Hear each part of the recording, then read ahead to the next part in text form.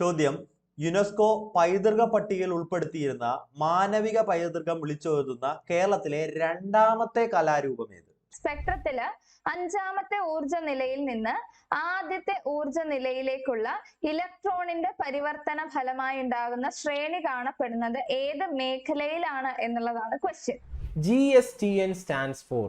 GSTN എന്ന് പറയുന്നത് കൊണ്ട് എന്താണ് ഉദ്ദേശിക്കുന്നത്? നമുക്കറിയാം GST എന്ന് വെച്ചാൽ ഗുഡ്സ് ആൻഡ് സർവീസസ് ടാക്സ് അല്ലെ. ഇന്ത്യയിൽ വന്നിട്ടുള്ള ഒരു യൂണിഫൈഡ് ആയിട്ടുള്ള ഒരു ഇൻഡയറക്ട് ടാക്സ്, പരോക്ഷ നികുതിയാണ് GST. അപ്പൊ GST പഠിക്കുമ്പോൾ നമ്മൾ അതിനകത്ത് പഠിക്കുന്ന ടേമാണ് GSTN, GSTIN തുടങ്ങിയ കാര്യങ്ങളൊക്കെ നോക്കുന്നു. ഇവിടെ ചോദിച്ചിരിക്കുന്നത് GSTN. GSTN എന്ന് വെച്ചാൽ GST നെറ്റ്വർക്ക് എന്നാണ് അർത്ഥം. Goods and services tax network. Option A ആണ് ഇവിടുത്തെ റൈറ്റ് ആയിട്ടുള്ള ആൻസർ.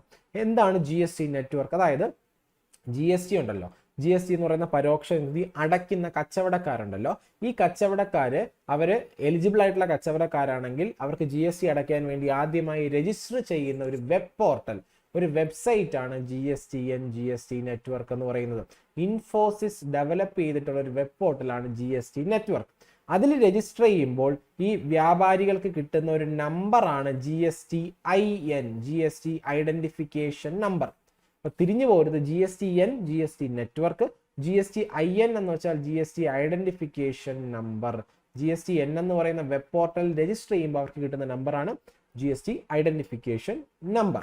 അടുത്ത ചോദ്യം ഇതാണ്: summer Olympics 2022 was originally fixed at which place? എവിടെയാണ് സമ്മർ ഒളിമ്പിക്സ് 2020 നടന്നത്? ആക്ച്വലി 2021 നടന്നത്, പക്ഷെ നമ്മൾ സമ്മർ ഒളിമ്പിക്സ് 2020 എന്നാണ് നമ്മൾ പറയുന്നത്. കാരണം 2020 സമ്മർ ഒളിമ്പിക്സ് പോസ്റ്റ്പോൺ ചെയ്തതാണ് അല്ലെ. നമ്മൾ ടോക്കിയോ ഒളിമ്പിക്സ് എന്നാണ് പറയുന്നത് അല്ലെ. അപ്പോൾ ടോക്കിയോ ആയിരുന്നു വേദി എന്ന് പറയുന്നത്.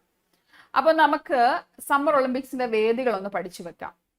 2016 സമ്മർ ഒളിമ്പിക്സ് നടന്നത് റിയോ ഡി ജനീറോയിലാണ്. ബ്രസീലിലെ റിയോ ഡി ജനീറോ ആയിരുന്നു വേദി എന്ന് പറയുന്നത്. 2020, 2021, 2020 21 നടന്നത്. സോ ടോക്കിയോ ഒളിമ്പിക്സ് 2022 എന്ന് പറഞ്ഞാൽ മതി.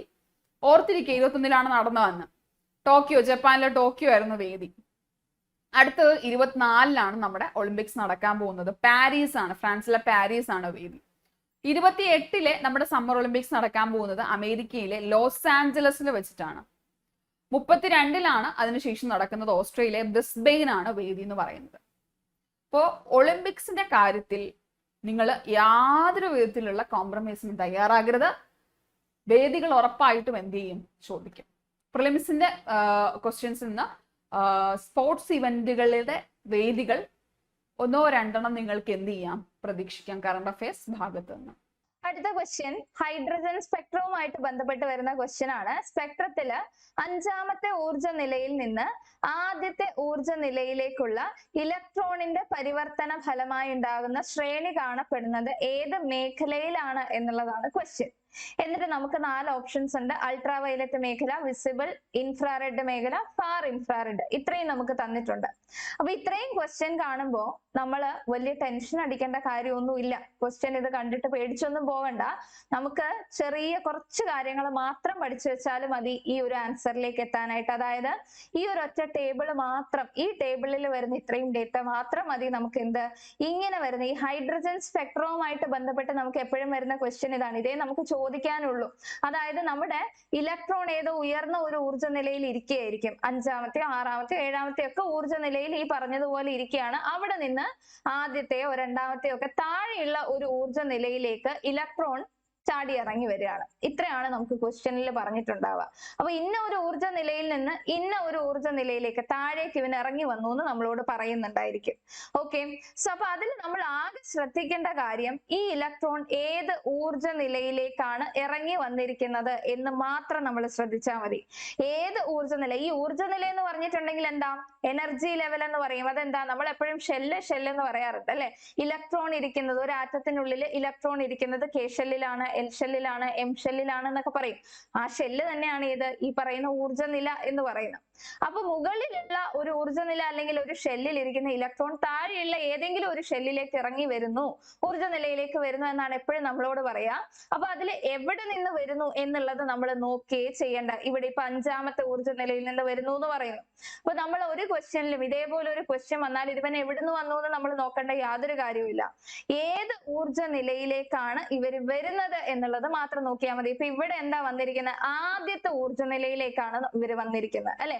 മുകളിൽ നിന്ന് താഴേക്കാണ് ഇറങ്ങി വരിക, ആദ്യത്തേതിലേക്കാണ് വരുന്നത്. ചിലർ 2ാമത്തിലേക്ക് വരും, ചിലർ 3ാമത്തെ ഊർജ്ജ നിലയിലേക്ക് ഷെല്ലിലേക്കൊക്കെ ഇറങ്ങി വരുന്നുണ്ട്. അപ്പൊ എങ്ങോട്ടേക്കാണ് വരുന്നത് എന്നുള്ളത് മാത്രം ഇവിടെ നമ്മൾ നോക്കിയാൽ മതി. അപ്പൊ ഇവരിങ്ങനെ താഴേക്ക് ചാടി ഇറങ്ങി വരുമ്പോഴത്തേക്ക് ഒരു പ്രത്യേകതയുണ്ട്, ഇവന്മാര് വെറുതെ ഒന്നും ഇങ്ങനെ ഇറങ്ങി വരില്ല. ഇപ്പൊ നോക്കിയേ, ഇവിടെ നമുക്ക് ഈ ഫിഗറിൽ കാണിച്ചിരിക്കുന്നത് ഓരോരോ ആരോസ് ഇട്ട് കാണിച്ചിരിക്കുന്നത് നമ്മുടെ ഇലക്ട്രോണുകൾ മുകളിലുള്ള ഊർജ്ജ നിലകളിൽ നിന്ന് താഴേക്ക് ഇറങ്ങി വരുന്നതാ. ഇവിടെ 1 2 3 4 എന്ന് പറയുന്നുണ്ട്. അതായത് ഫസ്റ്റ് എനർജി ലെവല്, 2ാമത്തെ ഊർജ്ജനില, 3ാമത്തെ ഊർജ്ജനില, 4ാമത്തെ ഷെല്ല്, അങ്ങനെ ഓരോ ഷെല്ലുകൾ പോവുകയാണ്. അപ്പൊ ഇവിടെ നോക്കുകയാണെന്നുണ്ടെങ്കിൽ നമുക്ക് കാണാം ഈ പറഞ്ഞ ഉയർന്ന 2 3 4 5 ഉയർന്ന ഊർജ്ജ നിലകളിൽ നിന്നൊക്കെ നോക്കിയാൽ നേരെ താഴേക്ക് ഒരു ആരോ വരുന്നുണ്ട്. അതായത് ആ ആരോ എന്തിനെ സൂചിപ്പിക്കുന്നതാണ്? നമ്മുടെ 1ാമത്തെ ഊർജ്ജ നിലയിലേക്ക് നമ്മുടെ ഇലക്ട്രോണുകൾ താഴെ ചാടി ഇറങ്ങി വരുന്നതായിട്ടാണ് നമുക്ക് കാണിക്കുന്നത്. അപ്പൊ ഇതേപോലെ തന്നെ ഉയർന്ന ഊർജ്ജ നിലകളിൽ നിന്ന് വേണമെന്നുണ്ടെങ്കിൽ നമ്മുടെ 2ാമത്തെ ഊർജ്ജ നിലയിലേക്കും ഇലക്ട്രോണിന് ഇറങ്ങി വരാം, 3ാമത്തേതിൽ ഇറങ്ങി വരാം, 4ാമത്തേതിലേക്ക് ഇറങ്ങി വരാം, 5ാമത്തേതിലേക്കൊക്കെ ഇവർക്ക് ഇറങ്ങി വരാനായിട്ട് സാധിക്കും. ഈ ഫിഗർ ഒന്നും നമുക്ക് വേണ്ട, ആ ടേബിൾ മാത്രമേ ഉള്ളൂ. പക്ഷെ അത് എന്താണ് മനസ്സിലാക്കാൻ വേണ്ടി പറയുന്നു എന്ന് മാത്രമേ ഉള്ളൂ. അപ്പൊ ഇങ്ങനെ മുകളിലുള്ള ഒരു ഊർജ്ജ നിലയിൽ നിന്ന് താഴെയുള്ള 1 2 3 ഒക്കെ ഊർജ്ജ നിലയിലേക്ക് ഇവർക്ക് താഴേക്ക് ചാടി ഇറങ്ങി വരാനായിട്ട് സാധിക്കും. അപ്പൊ ഇവരിങ്ങനെ ഇറങ്ങി വരുമ്പോഴത്തേക്ക് വെറുതെ ഇറങ്ങി വരികയല്ല നമ്മൾ പറഞ്ഞു, പിന്നെ എന്ത് ചെയ്യുന്നുണ്ട്? ഇവര് കുറച്ച് റേഡിയേഷൻസിനെ വെളിയിലേക്ക് എമിറ്റ് ചെയ്യുന്നുണ്ട്. അത് ചിലപ്പോൾ അൾട്രാവയലറ്റ് ആയിരിക്കാം, അല്ലെങ്കിൽ ഇൻഫ്രാറെഡ് റേഡിയേഷൻ ആയിരിക്കാം. അത് ഏത് റേഡിയേഷൻ ആണ് എന്നുള്ളതാണ് നമ്മളോട് ഈ ക്വസ്റ്റ്യനിൽ ഇവിടെ ചോദിച്ചിരിക്കുന്ന കാര്യം. അൾട്രാവയലറ്റ് വിസിബിൾ റേഡിയേഷൻ ആയിരിക്കും, ഇൻഫ്രാറെഡ് ഫാർ IR എന്നൊക്കെ പറഞ്ഞ് തന്നിരിക്കുന്നത്. ഇത് ഏത് റേഡിയേഷൻ ആണെന്നാണ് നമ്മളോട് ചോദിച്ചിരിക്കുന്നത്. അപ്പൊ ഇവര് നമ്മൾ ഇത്രയും ഓർത്താൽ മതി. ഇവരിങ്ങനെ റേഡിയേഷൻ, ഇപ്പൊ ഫോർ എക്സാമ്പിൾ പറയുകയാണെങ്കിൽ ഫസ്റ്റ് എനർജി ലെവലിലേക്കാണ് ഇവർ ഇറങ്ങി വരുന്നതെന്നുണ്ടെങ്കിൽ എവിടെ നിന്ന് വരുന്ന ഇലക്ട്രോൺ ആണെങ്കിലും 1ാമത്തെ ലെവലിലേക്കാണോ ചാടി ഇറങ്ങി വരുന്നത്, അവൻ അൾട്രാവയലറ്റ് റേഡിയേഷനെ വെളിയിലേക്ക് എമിറ്റ് ചെയ്തുകൊണ്ടേ വരാൻ പറ്റൂ. അങ്ങനെ ഒരു കണ്ടീഷൻ ഉണ്ട്. ചില റേഡിയേഷൻസിനെ ഇവര് വെളിയിലേക്ക് എമിറ്റ് ചെയ്തുകൊണ്ടായിരിക്കും വരുന്നത്. അപ്പൊ ആ റേഡിയേഷൻ ഇത് ഇന്ന ലെവലിലേക്ക് ഇറങ്ങി വരുമ്പോൾ ഇന്ന റേഡിയേഷൻ ഇവൻ എമിറ്റ് ചെയ്യുന്നുണ്ട് എന്നുള്ളത് നമ്മൾ പഠിക്കണം. ഇനി ആ റേഡിയേഷൻ മാത്രമല്ല, ഇതിന് കറസ്പോണ്ടിങ് ആയിട്ട് നമ്മൾ പറഞ്ഞു ഒരു സ്പെക്ട്രം നമുക്ക് രൂപപ്പെടുന്നുണ്ട്. സ്പെക്ട്രം എന്ന് പറഞ്ഞാൽ വേറെ ഒന്നുമില്ല, അതായത് ഇതേപോലെ കുറെ ലൈൻസ് ഉണ്ടായിരിക്കും. ഓക്കെ, സിമ്പിൾ ജസ്റ്റ് പറയുന്നേ ഉള്ളൂ. ഇങ്ങനെ കുറെ ലൈൻസും കാര്യങ്ങളും ഓരോ സെറ്റ് ആയിട്ട് നമുക്ക് കാണാൻ പറ്റും. ഇതാണ് ഒരു സ്പെക്ട്രം എന്ന് പറഞ്ഞിട്ടുണ്ടെങ്കിൽ.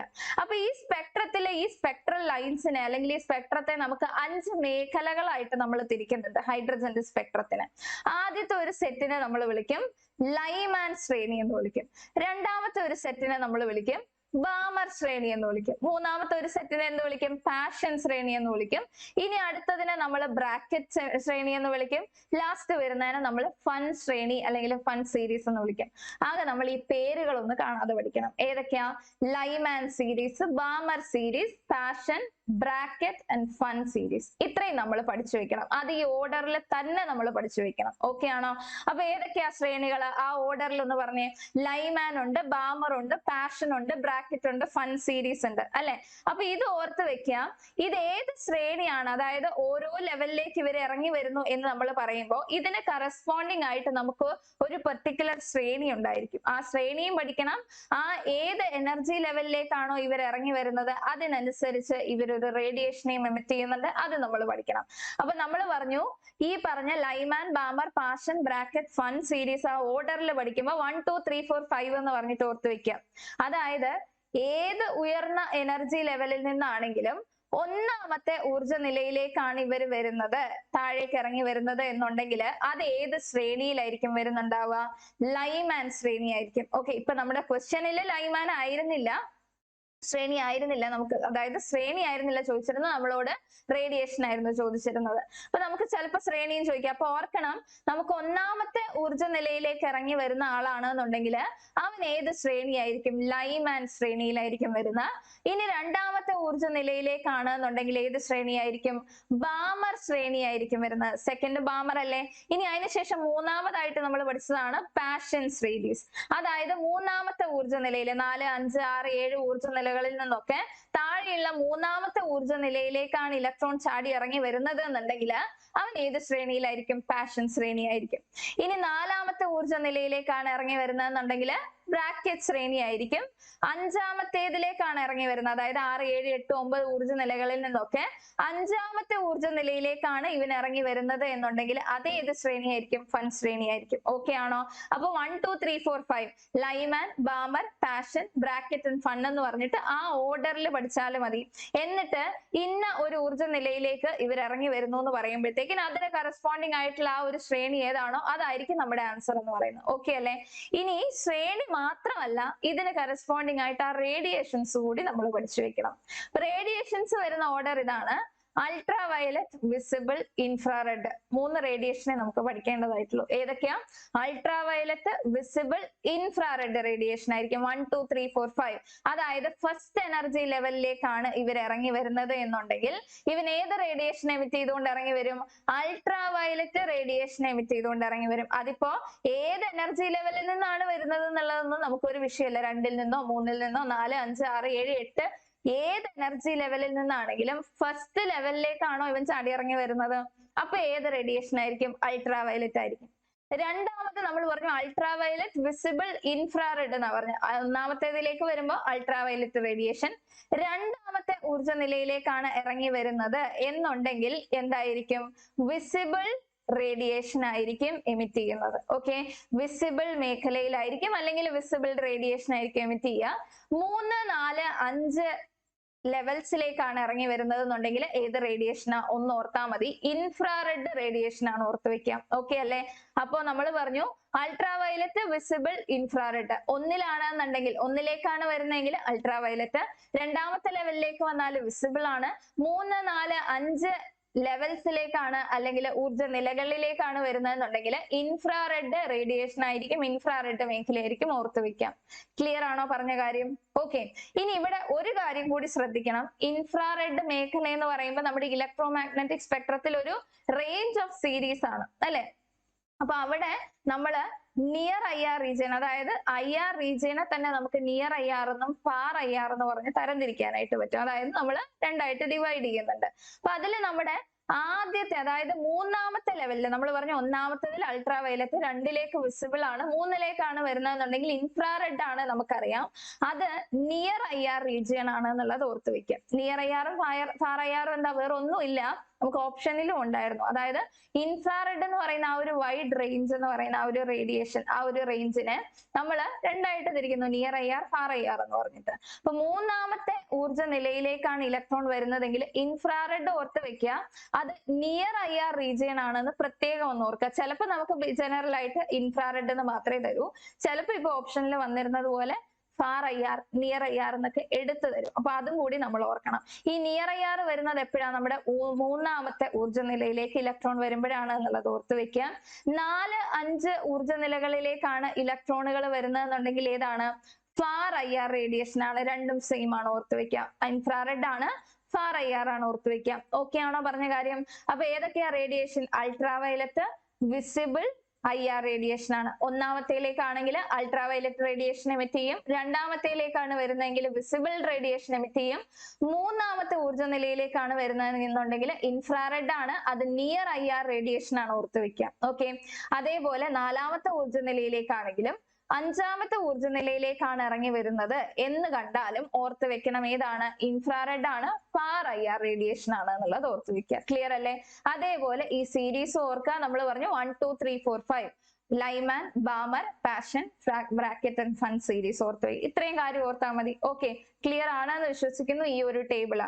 ഇനി ഒന്ന് ആൻസർ ചെയ്ത് നോക്കിയേ. നമ്മളോട് എന്താ പറഞ്ഞിരിക്കുന്നത്? അഞ്ചാമത്തെ ഊർജ്ജ നിലയിൽ നിന്ന് എങ്ങോട്ടേക്ക് വരുന്നു എന്നാ പറഞ്ഞിരിക്കുന്നത്? അഞ്ചാമത്തെ ഊർജ്ജ നിലയിൽ നിന്ന് ആദ്യത്തെ ഊർജ്ജ നിലയിലേക്ക് നമ്മുടെ ഇലക്ട്രോൺ വരുന്നു എന്നാ പറഞ്ഞിരിക്കുന്നത്. അപ്പൊ അതിന്റെ ഫലമായിട്ട് കാണപ്പെടുന്ന ശ്രേണി ഏത് മേഖലയിൽ വരുന്നു? അതായത് ultraviolet, visible, IR, far IR തന്നിട്ടുണ്ട്.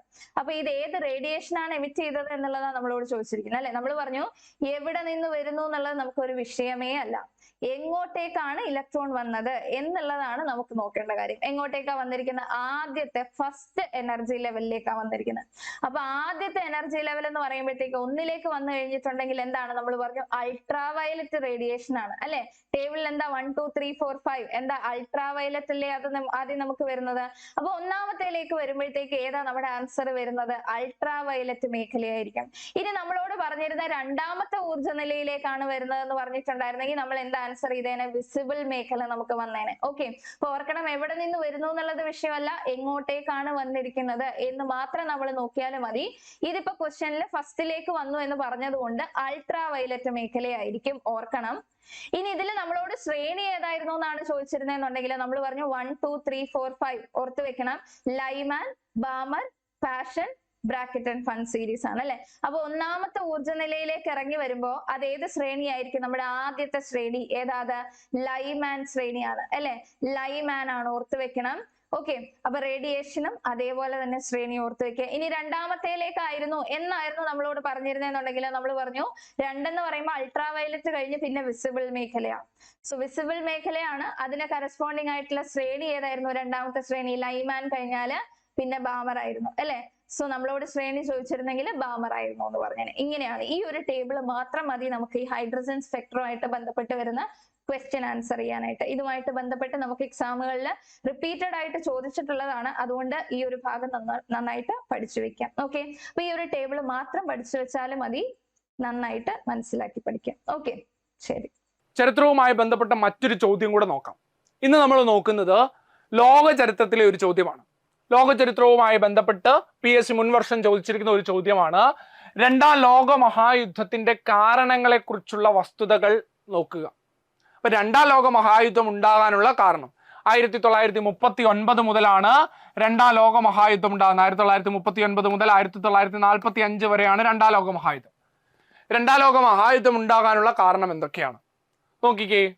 പുനഃസജ്ജീകരണവും പ്രീണന നയവും എന്നുള്ള ഒരു ഭാഗം, ദെൻ മിലിറ്ററിസം, സാമ്രാജ്യത്വം, ഇമ്പീരിയലിസം എന്നുള്ളതും കൊളോണിയലിസം എന്നുള്ളതും, മ്യൂണിച്ച് കരാറും തീരുമാനങ്ങളും, ഇറ്റാലിയൻ പോളിഷ് ഇടനാഴി ആക്രമണം, ഇപ്പം ഇറ്റാലിയൻ പോളണ്ട് ആക്രമണം എന്നുള്ള ഒരു സ്റ്റേറ്റ്മെന്റ്, ഇതിൽ ഏതൊക്കെയാണ് ശരിയായത്? 1, 2, 3 ശരിയാണ് എന്നുള്ളതാണ് ഉത്തരമായിട്ട് വരുന്നത്. അവിടെ ഇറ്റാലിയൻ പോളണ്ട് ഇടനാഴി ആക്രമണം ആയിരുന്നില്ല, മറിച്ച് എന്താണ്, ജർമ്മനിയുടെ പോളണ്ട് ആക്രമണമാണ് വരുന്നത്. അതാണ് ആ ഒരു സ്റ്റേറ്റ്മെന്റ് അവിടെ തെറ്റാനുള്ള കാരണം. എന്താണ്? ജർമ്മനിയുടെ പോളണ്ട് ആക്രമണം എന്നുള്ള ഒരു ഭാഗമാണ് ആ സ്റ്റേറ്റ്മെന്റിൽ റോങ് ആയിട്ട് വന്നത്. ഓക്കെ, സോ നമുക്ക് നോക്കാം രണ്ടാം ലോക മഹായുദ്ധം ഉണ്ടാകാനുള്ള കാരണം എന്തൊക്കെയാണ്. 1, വേഴ്സാ ഉടമ്പടി. വേഴ്സാ ഉടമ്പടി എന്ന് പറയുമ്പോൾ അത് ഒന്നാം ലോക മഹായുദ്ധത്തിന്റെ സമാധാന സന്ധിയാണ്. വേഴ്സാ ഉടമ്പടി എന്ന് പറയുന്നത് 1919 വേഴ്സാ ഉടമ്പടി.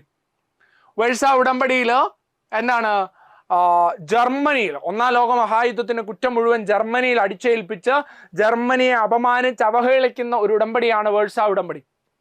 സോ അതിനെതിരായിട്ട് ആ അവഹേളനത്തിന് പ്രതികാരം ചെയ്യണമെന്ന് ഹിറ്റ്ലർ ഉൾപ്പെടെയുള്ള ജർമ്മനിയിലെ നാസിസ്റ്റുകൾ എന്ത് ചെയ്തിരുന്നു? തീരുമാനിച്ചിരുന്നു. അപ്പം വേഴ്സാ ഉടമ്പടിക്ക് ഒരു പ്രതികാരം ചെയ്യാനായിട്ട് ജർമ്മനി തയ്യാറായത് എന്തിന് കാരണമായി? രണ്ടാം ലോക മഹായുദ്ധം ഉണ്ടാകാൻ കാരണമായി. ഇനി സാമ്രാജ്യത്വ കിടമത്സരം, അതായത് ഒരു രാജ്യം തന്റെ രാജ്യാതിർത്തി വിട്ട് മറ്റൊരു രാജ്യത്തിന്റെ മേൽ സാമൂഹിക, രാഷ്ട്രീയ, സാമ്പത്തിക ആധിപത്യം സ്ഥാപിക്കുന്നതിന് ഇമ്പീരിയലിസം എന്ന് പറയാം.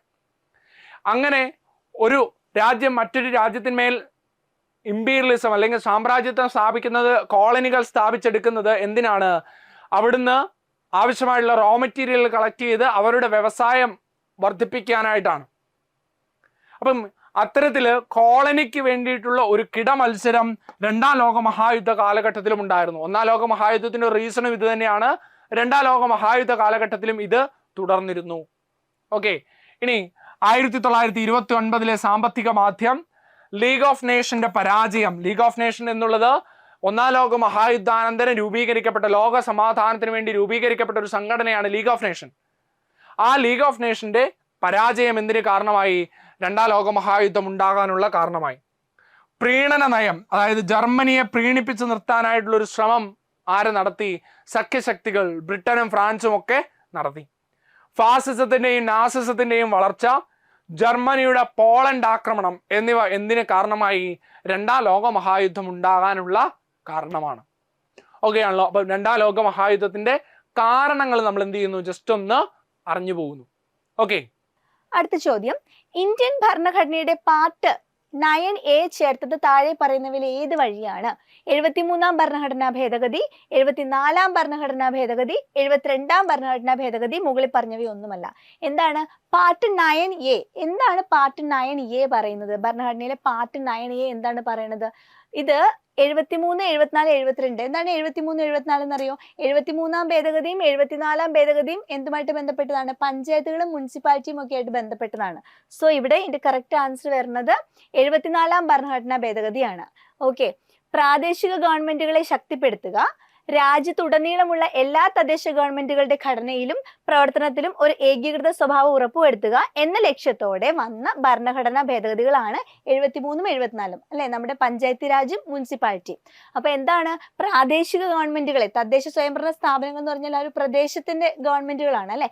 പ്രാദേശിക ഗവൺമെന്റുകളെ ശക്തിപ്പെടുത്തുക, രാജ്യത്തുടനീളമുള്ള എല്ലാ തദ്ദേശ ഗവൺമെന്റുകളുടെ ഘടനയിലും പ്രവർത്തനത്തിലും ഒരു ഏകീകൃത സ്വഭാവം കൊണ്ടുവരിക. ഈ ഒരു ലക്ഷ്യത്തോടെയാണ് 73ഉം 74ഉം ഭേദഗതികൾ വന്നിട്ടുള്ളത്. ഓക്കെ, പഞ്ചായത്തി രാജിന് ഭരണഘടനാ സാധുത നൽകിയ ഭേദഗതിയാണ് 73-ാം ഭേദഗതി. 1992-ലാണ് വന്നിട്ടുള്ളത്. പാർട്ട് 9-ലാണ് ഉള്ളത് 73-ാം ഭേദഗതി. ഭരണഘടനാ ഭേദഗതികളിലെ ഒരു നാഴികക്കല്ലായിട്ട് വിശേഷിപ്പിക്കാവുന്ന ഭേദഗതിയാണ് ഏത്? 73-ാം ഭേദഗതി എന്ന് പറയുന്നത്. പഞ്ചായത്തി രാജ് നിയമം എന്നാണ് വന്നത്? 1993 ഏപ്രിൽ മാസം 24-ാം തീയതിയാണ് പഞ്ചായത്തി രാജ് നിയമം വന്നത്. അപ്പൊ 73-ാം ഭേദഗതി 1992 എന്നാണ് പറയുന്നത്. അത് നിലവിൽ വന്ന വർഷം തൊട്ടടുത്ത വർഷം ഇംപ്ലിമെന്റഡ് ആകുന്നത്. അപ്പം 1993-ലാണ് നിയമം വന്നത്. ഭേദഗതി പറയുമ്പോൾ 73-ാം ഭേദഗതി 1992. ഏതാണ് പാർട്ട് 9 ആണ്. പാർട്ട് 9A ആണ് നമ്മളോട് ചോദിച്ചിട്ടുള്ളത്. പാർട്ട് 9 73-ാം ഭേദഗതി പഞ്ചായത്തി രാജ് ആണെങ്കിൽ പാർട്ട് 9A 74-ാം ഭേദഗതി മുനിസിപ്പാലിറ്റി ആണ്. ക്ലിയർ ആണല്ലോ. ദേശീയ പഞ്ചായത്ത് രാജ് ദിനം എന്നാണ് ഇത് നിലവിൽ വന്ന ദിവസമാണ്. അതായത് ഏപ്രിൽ 24-ാം തീയതിയാണ് ദേശീയ പഞ്ചായത്ത് രാജ് ദിനമായിട്ട് അറിയപ്പെടുന്നത്. ഇനി ത്രിതല പഞ്ചായത്ത് രാജ് സംവിധാനത്തിലെ ഏറ്റവും താഴത്തെ തലം എന്ന് പറഞ്ഞാൽ ഏതാണ്? ഗ്രാമപഞ്ചായത്താണ്. നമുക്കറിയാലേ, നമ്മളിപ്പം ഒരു ത്രിതല പഞ്ചായത്ത് സംവിധാനത്തിന്റെ ഭാഗമാണ്. അപ്പോൾ നമുക്ക് ഗ്രാമപഞ്ചായത്ത് ഉണ്ട്, ബ്ലോക്ക് പഞ്ചായത്ത് ഉണ്ട്, ജില്ലാ പഞ്ചായത്ത് ഉണ്ട്. ഇത് മൂന്നുമാണ് ത്രിതല പഞ്ചായത്ത് സംവിധാനത്തിൽ വരുന്നത്. അപ്പൊ ഇതിന് ഏറ്റവും മുകളിൽ വരുന്നത് ജില്ലാ പഞ്ചായത്ത്, പിന്നെ ബ്ലോക്ക് പഞ്ചായത്ത്, ഏറ്റവും താഴെത്തട്ടിലാണ് എന്ത് വരുന്നത്? ഗ്രാമപഞ്ചായത്ത് വരുന്നത്. ഗ്രാമപഞ്ചായത്തുകളുടെ വാർഷിക പദ്ധതിക്ക് അംഗീകാരം നൽകുന്നത് ആരാണ്? ജില്ലാ ആസൂത്രണ സമിതിയാണ് ഗ്രാമപഞ്ചായത്തുകളുടെ വാർഷിക പദ്ധതിക്ക് അംഗീകാരം നൽകുന്നത്. ഓക്കെ, ത്രിതല പഞ്ചായത്ത് രാജ് സംവിധാനത്തിന്റെ ആ ഒരു സ്ട്രക്ചർ ആണ് ഈ കാണിച്ചിട്ടുള്ളത്. കണ്ട, ഏറ്റവും ഉയർന്ന തലം ജില്ലാ പഞ്ചായത്ത്, പിന്നെ ബ്ലോക്ക് പഞ്ചായത്ത്, പിന്നെ ഗ്രാമപഞ്ചായത്ത്. ഓക്കെ, സോ നമ്മുടെ ഈ ചോദ്യത്തിന്റെ ഉത്തരം നിങ്ങൾക്ക് ക്ലിയർ ആണല്ലോ. നമ്മളോട് ചോദിച്ചിട്ടുണ്ടായിരുന്നത്, പ്രീവിയസ് ഇയറിൽ ചോദിച്ച ചോദ്യം ഇതായിരുന്നു. ഇന്ത്യൻ ഭരണഘടനയുടെ പാർട്ട് 9A എന്നാണ് ചോദിച്ചിട്ടുള്ളത്. 9A ആയതുകൊണ്ട് ആൻസർ 74-ാം ഭേദഗതിയാണ്. 9 എന്ന് ചോദിച്ചിരുന്നെങ്കിൽ 73-ാം ഭേദഗതി ആയേനെ. അപ്പൊ 73, 74 ഭേദഗതി എന്താണ്, ഏതൊക്കെ പാർട്ടാണ്, എന്തുമായിട്ട് ബന്ധപ്പെട്ടതാണ്, പഞ്ചായത്ത് രാജ് നിയമം നിലവിൽ വന്നത് എന്താണ്, ഈ കാര്യങ്ങളൊക്കെ കൃത്യമായിട്ട് നോക്കി പോവാം. ഓക്കെ, ചോദ്യം, യുനെസ്കോ പൈതൃക പട്ടികയിൽ ഉൾപ്പെടുത്തിയിരുന്ന മാനവിക പൈതൃകം വിളിച്ചോതുന്ന കേരളത്തിലെ രണ്ടാമത്തെ കലാരൂപം ഏത്? ചോദ്യം ശ്രദ്ധിക്കണേ. യുനെസ്കോ പൈതൃക പട്ടികയിൽ ഉൾപ്പെടുത്തിയിരുന്ന മാനവിക പൈതൃകം വിളിച്ചോതുന്ന കേരളത്തിലെ രണ്ടാമത്തെ കലാരൂപം ഏത്? മുടിയേറ്റ്, കഥകളി, കൂടിയാട്ടം, മാർഗംകളി. അല്ലയോ? മുടിയേറ്റ്, കഥകളി, കൂടിയാട്ടം, മാർഗംകളി. മനസ്സിലായല്ലോ? ഇതാണ് ഓപ്ഷൻസ്. അപ്പം ഇതിനകത്ത് രണ്ടാമത്തെ കലാരൂപമായിട്ട് വന്നിട്ടുള്ളത്, ഉൾപ്പെടുത്തിയിട്ടുള്ളത് ഏതിനെയാണ്? ഓപ്ഷൻ എ, മുടിയേറ്റാണ് നമ്മുടെ ചോദ്യത്തിന്റെ ശരിയായിട്ടുള്ള ഉത്തരം. മനസ്സിലായല്ലോ? മുടിയേറ്റ്. മനസ്സിലായാലും ഈ മുടിയേറ്റ് എന്ന് പറയപ്പെടുന്ന കലാരൂപം അവതരിപ്പിക്കുന്നത് കേരളത്തിലെ കുറുപ്പ് മാരാർ വിഭാഗത്തിൽപ്പെടുന്ന ജാതി വിഭാഗത്തിൽപ്പെടുന്ന ആൾക്കാരാണ് എന്ത് അവതരിപ്പിക്കുന്നത്, കാലാകാലങ്ങളാൽ മുടിയേറ്റ് എന്ന് പറയപ്പെടുന്ന കലാരൂപം അവതരിപ്പിക്കുന്നത്. അതേപോലെ തന്നെ അത് ഏറ്റവും പ്രചാരത്തിലുള്ള ഒരു കലാരൂപമാണ്. നമ്മുടെ ചോദ്യം ഒന്ന് ശ്രദ്ധിച്ചാൽ യുനെസ്കോ പൈതൃക പട്ടികയിൽ ഉൾപ്പെടുത്തിയിരുന്ന മാനവികത പൈതൃകം വിളിച്ചോതുന്ന കേരളത്തിലെ രണ്ടാമത്തെ കലാരൂപമാണ് ചോദിച്ചിട്ടുള്ളത്. അതിന് ഉത്തരം മുടിയേറ്റാണ്. അപ്പോൾ നമ്മുടെ മനസ്സിൽ ഓട്ടോമാറ്റിക് ആയിട്ട് വരുന്ന സംശയം ഏതാണ്, ആദ്യ കലാരൂപം ഏതാണ്, ഇല്ലയോ? ആദ്യ കലാരൂപം ഏതായിരുന്നു? ഓപ്ഷനിൽ തന്നെയുണ്ട്, കൂടിയാട്ടമാണ്. മനസ്സിലായാലോ? ആദ്യ കലാരൂപം ഏതായിരുന്നു? കൂടിയാട്ടമായിരുന്നു എന്ന് പറയപ്പെടുന്നത് ആദ്യ കലാരൂപം. രണ്ടാമത്തെ കലാരൂപമാണ് മുടിയേറ്റെന്ന് പറയുന്നത്. നെക്സ്റ്റ്, താഴെ കൊടുത്തിരിക്കുന്നവയിൽ പ്രത്യേകതയുള്ള സസ്യകല ഏതാണെന്നാണ് ചോദിച്ചിരിക്കുന്നത്. കോശഭിത്തികളുടെ മൂലകളിൽ മാത്രം കട്ടി കൂടിയ തരം കോശങ്ങൾ ചേർന്നത് സസ്യഭാഗങ്ങൾക്ക് വഴക്കവും താങ്ങും നൽകുന്നു. സജീവ സസ്യകല ഇത് ഏതിനെ കുറിച്ചാണ് പറഞ്ഞിരിക്കുന്നതാണ് ചോദിച്ചിരിക്കുന്നത്. ഏതാണ്? പാരൻകൈമ, കോളൻകൈമ, ക്ലോറൻകൈമ, ദെൻ സ്ക്ലീറൻകൈമ ഏതാണ് എന്നാണ് ചോദിച്ചിരിക്കുന്നത് കേട്ടോ. ഓക്കെ, ഇതിന്റെ ആൻസർ ഓപ്ഷൻ ബി ആണ് കേട്ടോ, കോളൻകൈമയാണ് കേട്ടോ അതിന്റെ ആൻസർ വരുന്നത്. ക്ലോറൻ അല്ല, കോളൻകൈമയാണ് ആൻസർ വരുന്നത്. മാർക്ക് ചെയ്ത് മാറിപ്പോയതാണേ. അപ്പൊ അതിൽ നമ്മൾ നോക്കുവാണെങ്കിൽ സസ്യങ്ങളിൽ പ്രധാനമായിട്ടും 3 തരത്തിലുള്ള സസ്യകലകൾ നമുക്ക് കാണാം. ഓക്കെ, അതില് ഒന്നാമത്തതാണ് പാരൻകൈമ എന്ന് പറയുന്നത്. അതേപോലെ തന്നെ കോളൻകൈമയുണ്ട്. മൂന്നാമത് നമുക്ക് സ്ക്ലീറൻകൈമ. നമ്മൾ 8ാം ക്ലാസ് തുടങ്ങി പഠിക്കുന്നതാണ് കേട്ടോ. 8ാം ക്ലാസ്സിൽ പഠിച്ചു കഴിഞ്ഞാൽ നമ്മൾ പിന്നെ പഠിക്കുന്നത് +1-ലാണ്. പാരൻകൈമ എന്ന് പറയുന്നത് സസ്യങ്ങളുടെ മൃദുവായിട്ടുള്ള ഭാഗങ്ങളിൽ കാണുന്നതാണ് എന്ത്? പാരൻകൈമ. നമ്മൾ ഈ കൂമ്പ് എന്നൊക്കെ പറയുന്ന ഭാഗങ്ങളുണ്ടല്ലോ, കൊടിച്ചെടുക്കാൻ കഴിയുന്ന ഭാഗം, അവിടെയെല്ലാം നമുക്ക് ആരെ കാണാം? ഈ പറയുന്ന പാരൻകൈമേനെ കാണാം. അതേപോലെ പ്രകാശ സംശ്ലേഷണം നടക്കുന്ന ഭാഗങ്ങളിലും ഈ പാരൻകൈമയുടെ പ്രസൻസ് ഒരുപാടുണ്ട്. കാരണം ഈ പ്രകാശ സംശ്ലേഷണം കഴിഞ്ഞുള്ള ഫുഡൊക്കെ ഉണ്ടല്ലോ, അത് സ്റ്റോർ ചെയ്ത് വെക്കുന്നത് പാരൻകൈമയിലാണ്. അതേപോലെ ഈ പാരൻകൈമയുടെ ഭിത്തി ഒരു കോശമാണല്ലോ. ഇപ്പൊ കോശഭിത്തി ഉണ്ടല്ലോ, ഈ കോശഭിത്തിക്ക് കട്ടി കുറവാണ് കേട്ടോ. കട്ടി കുറഞ്ഞ കോശഭിത്തിയാണ്. അതേപോലെ തന്നെ എല്ലാ ഭാഗത്തും ഒരേ രീതിയിലായിരിക്കും തിക്നെസ് ഉണ്ടായിരിക്കും. യൂണിഫോംലി തിക്കൻഡ് ആയിട്ടുള്ള സെൽ വോൾ ആയിരിക്കും. ഒരു സ്ഥലത്ത് കൂടി കുറഞ്ഞ അങ്ങനെ ഒന്നുമില്ല, എല്ലായിടത്തും ഒരേപോലെ തന്നെയായിരിക്കും. അടുത്തത് കോളൻകൈമയാണ്. നമ്മളിപ്പോ ആൻസർ പറഞ്ഞില്ലായിരുന്നോ, കോളൻ കോർണർ എന്ന് ഓർത്താൽ മതി. കോളൻകൈമ ഒരു കോശത്തിന്റെ ഒരു സെല്ലിന്റെ കോർണേഴ്സിലായിട്ട് മാത്രമായിരിക്കും എന്ത് കൂടുതൽ കാണുന്നത്? തിക്നെസ് കൂടുതലായിട്ട് കാണുന്നതെങ്കിൽ അതെന്താണ്? കോളൻകൈമയാണ് കേട്ടോ. അതേപോലെ നമുക്ക് ഈ ചില പ്ലാന്റ്സ് ഉണ്ടല്ലോ, നമുക്ക് വളയ്ക്കാം, പക്ഷെ അങ്ങനെ ഒടിയില്ല അല്ലെ, ആ ഒരു വയക്കം ഒക്കെ കൊടുക്കുന്നുണ്ടല്ലോ, അതിനെല്ലാം വേണ്ടി സഹായിക്കുന്നത് ആരാണ്? ഈ പറഞ്ഞ കോളൻകൈമയാണ്. ഓക്കെ, കോളൻകൈമ. ഇനി പാരൻകൈമയിലൊക്കെ ക്ലോറോപ്ലാസ്റ്റിന്റെ പ്രസൻസ് കാണുകയാണെങ്കിലാണ് നമ്മൾ എന്ത് പറയുന്നത്? ക്ലോറൻകൈമ എന്ന് പറയുന്നത് കേട്ടോ. ക്ലോറൻകൈമ എന്ന് പറയുന്നത്. ഈ സ്ക്ലീറൻകൈമയാണെങ്കിൽ സെൽസിന്റെ എല്ലാ ഭാഗത്തും, അതായത് ഈ കോശഭിത്തിയുടെ എല്ലാ ഭാഗത്തുമായിട്ട് തിക്നെസ് ഒരേപോലെ കൂടുതലാണെങ്കിൽ നമ്മൾ അതിനെന്താ പറയാ? സ്ക്ലീറൻകൈമ എന്നാണ് പറയുന്നത്. ഓക്കെ ആണല്ലോ. ഈ സ്ക്ലീറൻകൈമ നമുക്ക് ഈ ഇപ്പൊ ചെമ്പരത്തിയുടെ ഒക്കെ നമ്മൾ എടുക്കുവാണെങ്കിലും ആ ഒരു ചെറിയൊരു സ്റ്റേജിൽ നമുക്കത് ഇങ്ങനെ കിള്ളി എടുക്കാൻ പറ്റും. ഭയങ്കര സോഫ്റ്റ് ആയിരിക്കും. അത് കുറച്ചും കൂടി വളർന്ന് കഴിയുമ്പോൾ അത് കുറച്ചും കൂടി ഹാർഡാവും. നമുക്കത് ഒടിക്കുമ്പോൾ ഭയങ്കര ബുദ്ധിമുട്ടായിരിക്കും. ആ ഭാഗങ്ങൾ ആരെ കാണാം? നമുക്ക് സ്ക്ലീറൻകൈമയെ കാണാനായിട്ട് സാധിക്കും. അപ്പൊ നോക്കാം, പാരൻകൈമ എന്ന് പറയുന്നത് വളരെ സോഫ്റ്റ് ആയിട്ടുള്ള മൃദുഭാഗങ്ങളിൽ കാണുന്നതാണ്. അതേപോലെ തന്നെ എന്ത് കാണാം? നമുക്ക് എല്ലാ ഭാഗത്തും ഒരേ രീതിയിലുള്ള കട്ടിക്കുറഞ്ഞ കോശഭിത്തി ആയിരിക്കും കാണുന്നത്. കോളൻകൈമയാണെന്നുണ്ടെങ്കിൽ കോശഭിത്തിയുടെ മൂലകളിൽ മാത്രം കട്ടി കൂടിയ തരം കോശങ്ങൾ ചേർന്നത് സസ്യഭാഗങ്ങൾക്ക് തഴക്കവും അതേപോലെ താങ്ങും നൽകുന്നു. സ്ക്ലീറൻകൈമയാണെങ്കിൽ എല്ലാ ഭാഗത്തും ഒരേപോലെ തിക്നെസ് കൂടിയതാണ് എന്താ? സ്ക്ലീറൻകൈമ എന്ന് പറയുന്ന സസ്യഭാഗം അല്ലെങ്കിൽ കോശഭാഗം എന്ന് പറയുന്നത് കേട്ടോ. അടുത്ത താഴെ കൊടുത്തിരിക്കുന്നവയിൽ ഒമിക്രോൺ ഏതാണെന്നാണ് ചോദിച്ചിരിക്കുന്നത്. നമുക്ക് കറണ്ട് അഫയേഴ്സുമായിട്ടൊക്കെ കണക്ട് ചെയ്ത് പറയാൻ കഴിയുന്ന ക്വസ്റ്റ്യൻ ആണ്. ഇപ്പൊ ഇതേപോലെ ഒരുപാട് ക്വസ്റ്റ്യൻ ചോദിക്കുന്നുണ്ട്. സോ ആ ടൈപ്പ് മാറിപ്പോകരുത് കേട്ടോ. നോക്കാം, B11529 എന്നുള്ളതാണ് അതിന്റെ കറക്റ്റ് ആയിട്ടുള്ള ആൻസർ. ഒരുപാട് വകഭേദങ്ങളൊക്കെ വരുന്നുണ്ട്. ശരിക്കും നമുക്ക് ഇതിനൊരു വാക്സിൻ കണ്ടുപിടിക്കാൻ അല്ലെങ്കിൽ ഇത് സക്സസ് ആവാത്തതിന്റെ ഒരു കാരണം എന്ന് പറഞ്ഞിട്ടുണ്ടെങ്കിൽ എന്താ, ഇവിടെ സ്ട്രെയിൻ ഇങ്ങനെ മാറിക്കൊണ്ടിരിക്കും അല്ലെ, അവർക്ക് വേരിയേഷൻസ് ഒരുപാടാണ്, പെട്ടെന്ന് ഒരു വേരിയൻസ് വന്നുകൊണ്ടിരിക്കും. അപ്പൊ അതുകൊണ്ട് തന്നെ നമുക്ക് ഇതിന് ഒരു വാക്സിൻ കണ്ടുപിടിക്കുക അല്ലെങ്കിൽ കണ്ടുപിടിച്ച വാക്സിൻ ഫലവത്താകുക എന്നൊക്കെ പറയുന്നത് കുറച്ച് ബുദ്ധിമുട്ടുള്ള ഒരു കാര്യം കൂടിയാണ്.